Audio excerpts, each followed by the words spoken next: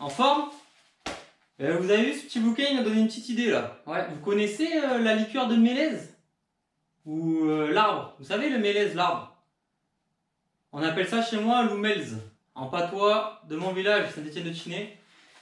Ben écoutez, je vais vous faire découvrir ça. Donc déjà le mélèze, c'est un arbre avec des petites aiguilles, mais pas qui piquent comme le sapin. C'est une aiguille toute douce. Donc en fait, il fait des petits bourgeons en avril, donc au printemps on va dire. Ces petits bourgeons, ils sont de deux types, parce qu'il y a les mâles et les femelles, donc sur la même branche. Les bourgeons mâles, ils sont jaunes, les bourgeons femelles, ils sont rouges, rouge rosé. Donc c'est ceux-là qui va nous intéresser, donc c'est les femelles. Donc on va récolter ces petits bourgeons, et puis on va faire une petite recette de grand-mère avec. Ça va être sympathique. De toute manière, il n'y a que ça à faire. Hein? En ce moment, c'est un peu la misère, mais bon, on va changer un peu les idées. Allez, c'est parti. Ouais, c'est une bonne idée ça. On va faire ça. Alors voilà. Donc, les fameux bourgeons, c'est ceci. Donc voilà, on voit bien le bourgeon rouge. Voilà, donc c'est le bourgeon femelle. Donc c'est ceci qu'on va utiliser pour la conception de la liqueur. Donc j'en ai à peu près 50. Donc en sachant que pour 1 litre d'alcool, donc ça c'est de l'alcool à 40 degrés, donc il faut environ une quarantaine de bourgeons. Il faut aussi du sucre.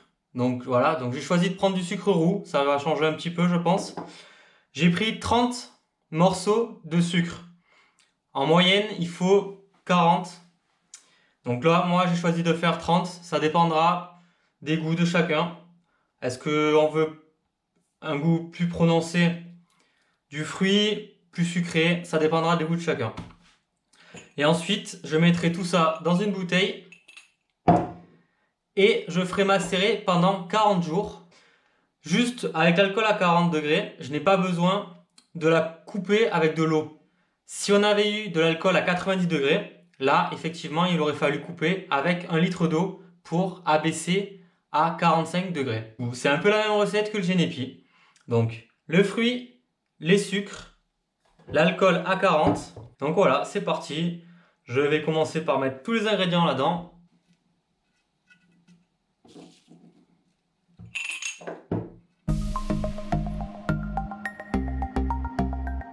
Une fois que tous les bourgeons sont dans ma bouteille, voilà, on va s'amuser à mettre les morceaux de sucre dans la bouteille.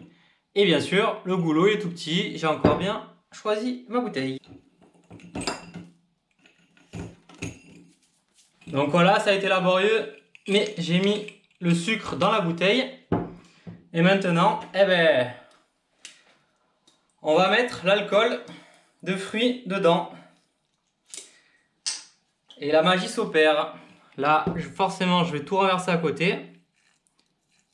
Ah ben non, pour l'instant, je suis pas trop mal.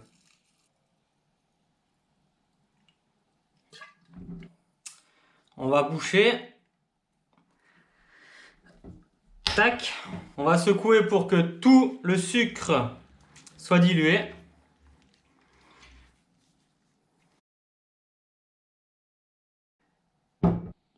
Donc tout est mis en bouteille. On va attendre 40 jours maintenant. Une fois que ces 40 jours seront écoulés, ouais c'est long je sais, mais bon pas le choix, il faut que le goût soit là, donc 40 jours, c'est comme ça. C'est la recette, hein, la recette de mamie. On va pas la transgresser, hein, sinon malheur.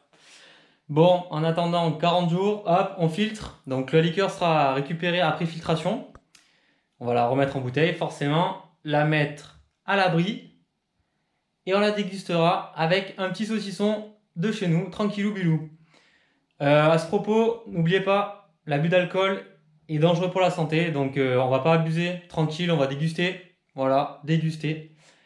Bon les amis, portez-vous bien, comme on dit chez moi, la baillette, et à plus sur les sentiers.